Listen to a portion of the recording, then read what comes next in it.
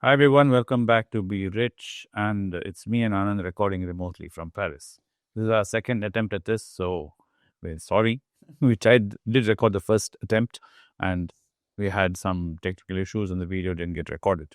So we're trying again now, and hopefully this one will get done. And this video is rather interesting because we're here talking about history and currently where the world is, and the future of what the world might look like, maybe in 5 years' time. So heading towards all this and being in Europe especially, that's true in Paris, where we have seen the Napoleonic Wars and then we have seen the World War II, 1 and 2 happened. And right now the world seems to be at the precipice of something strange again. So Anand would be great at explaining this to us, and especially as investors and as a student of history. So Anand, what is this 100-year itch? The 100-year itch we'll come to later. Let's look at what is happening in the world today.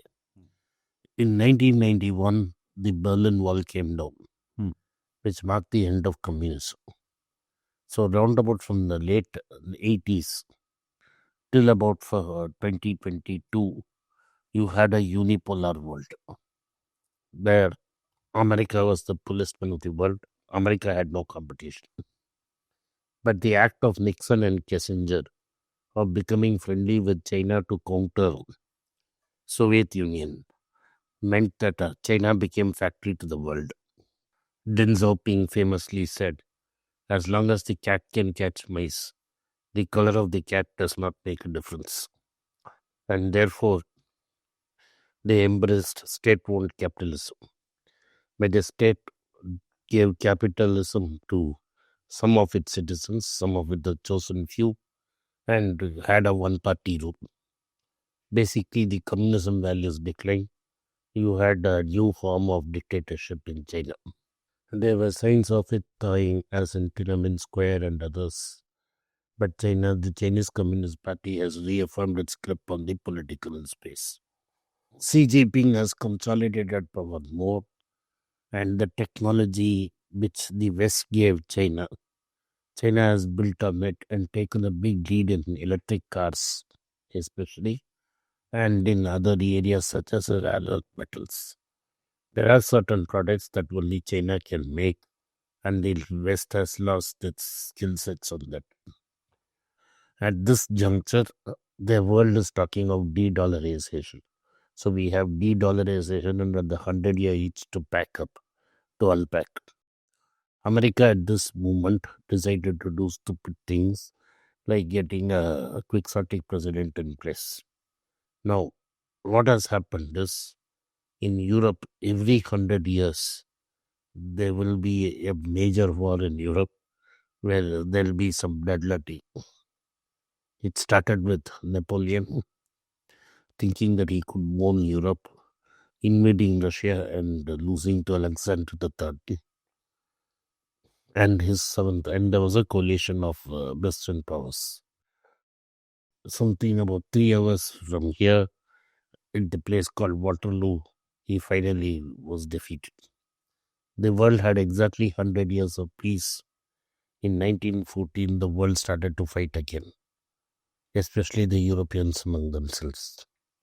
Ended up in a hasty treaty signed where we went day before at a place called Versailles, a suburb of France, where King Louis XIV had built a magnificent capital city for himself. The great Lord Keynes warned at that time that this would not last with his seminal work, The Economic Consequences of Peace, and said this would break down. And it did in 1939, with Hitler declaring war on Europe again. The Europeans tried to appease Hitler. It couldn't happen. Finally, war broke out. And what happened is that after a lot of bloodletting, Germany was defeated in 1945. And an uneasy peace descended on the world till 1993, when communism was completely broken. Now you have the world divided into two groups. You have a Russian autocrat, authoritarian regime, which is now pushing back at Ukraine, wants to annex Ukraine, and there's a fight going on between them. Consequence, Neutral Sweden and Finland have joined the NATO to take protection against an expansionist Russia. Russia has attacked, sent drones to Poland and Hungary to bait NATO, and NATO has not yet bitten. Because, like I said, Trump is a quixotic president who wants to get a Nobel Prize, so he thinks he can get Putin to the bargaining table, get Ukraine to make some sacrifice. Reminds me of 1939, the phony war where Poland was followed by Hitler and the rest of the world declared war on him and did nothing. And Trump with Putin is reminding me of that phony war. But Trump does not even want to give a phony triumph to the West. He is continuously baiting them. So it is very clear that the West and Russia are going to fight a war. Not directly or indirectly, they are fighting a war now, with Western Europe behind Ukraine, with America participating reluctantly now. The Chinese and the North Koreans are supporting the Russians in this game. What was the economic consequence of this 100-year itch?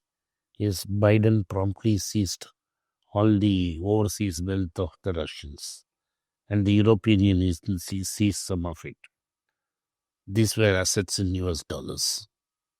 Now, immediately, those ideologically opposed to the United States, and later, even fence-sitters like India and close allies like South Korea decided that having too much dollars in their forex reserves was determinal to them because Trump would turn back on them anytime. So they started accumulating gold. In the words of Nassim Taleb, gold has become a de facto reserve currency with transactions taking place in dollars. Now, China has dreams of becoming a reserve currency. The problem for China in becoming a reserve currency, the other three big economies in the world, Japan, India, and the US, will not agree to Chinese being the reserve currency. Thanks for watching Be Rich today with me. Have a wonderful day from all of us here in Paris. Au revoir.